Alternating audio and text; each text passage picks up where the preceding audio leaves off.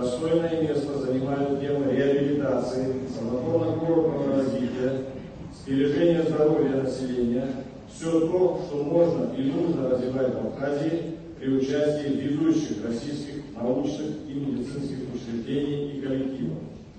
Солидный состав участников форума свидетельствует о большой перспективе развития научной и сервисной медицины, огромном курортно-санаторном и реабилитационном потенциале Абхазии не только на местном и региональном, но и на международном уровне.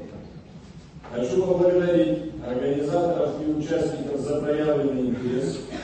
Убежден, что ваша работа – это начало большого пути, и объединив усилия лучших научных и медицинских коллективов, мы вместе сумеем принести пользу науке, технологиям, практике и, главное, людям, нуждающимся в результатах этой работы.